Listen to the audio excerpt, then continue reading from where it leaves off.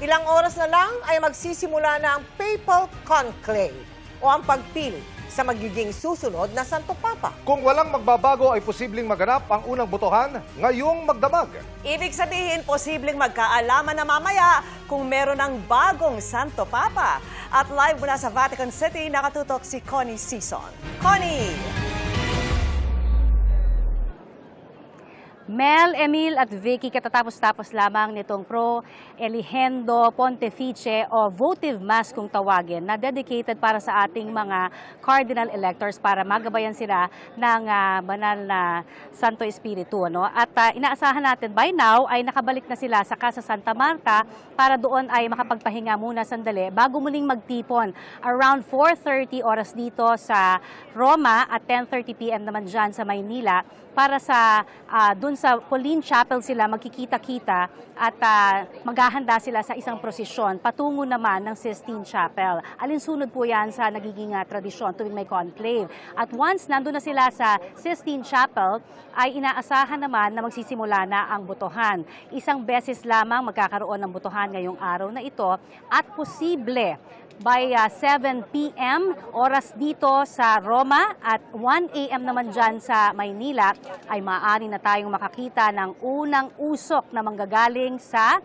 bubong o chimenea ng Sistine Chapel. Kung ito ay itim na nagsisimbolo na wala pang nabotong bagong Santo Papa o puti na nagsisimbolong may bago na tayong Santo Papa, yan ang ating aabangan. Alas 4 ng hapon, oras sa Pilipinas, nang magmisa sa St. Peter's Basilica.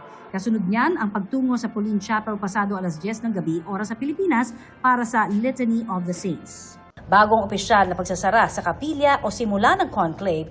Dahil sikreto ang sagradong tradisyon ng pagpili, kinakailangan pang lagyan ng film ang mga bintana ng Sistine Chapel at kabitan ng mga jamming device para tiyak na hindi makakasagap ng cellphone signal.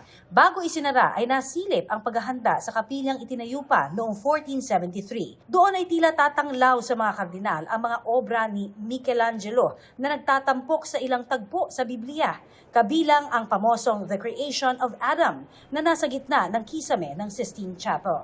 Ang obrang sumisimbolo sa paglikha ng Panginoon sa unang tao. Tila sumasalamin din sa bagong yugto ng pagpili sa susunod na lider ng mahigit 1 bilyong Katoliko sa buong mundo.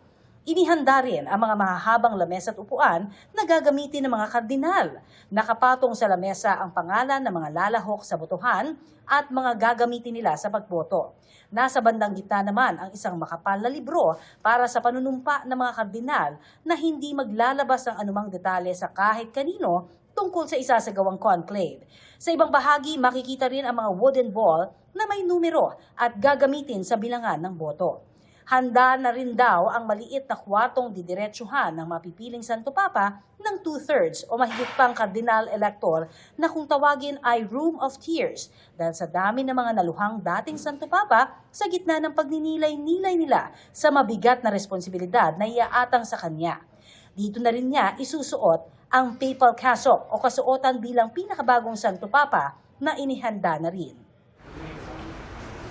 Bago ang mga ito ay tinalakay ng mga kardinal sa ika-12 at huling kongregasyon nila ang mga reformang ginawa ni Pope Francis at dapat ipagpatuloy. Kabilang dyan ang legislation on abuse, economic issues, the Roman Curia, synodality, work for peace at care for creation. Nanawagan din ang College of Cardinals ng kapayapaan at permanenteng ceasefire sa gitna ng di umuusad na panawagang kapayapaan sa Ukraine, Middle East at iba pang panig ng mundo.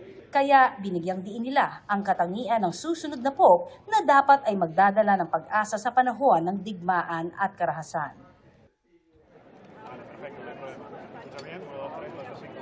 Vicky? Yes, Connie. Nako, excited na kami rito. Talagang aabangan namin yung susunod na mga kaganapan dyan, Connie. Maraming salamat sa iyo, Connie Sison.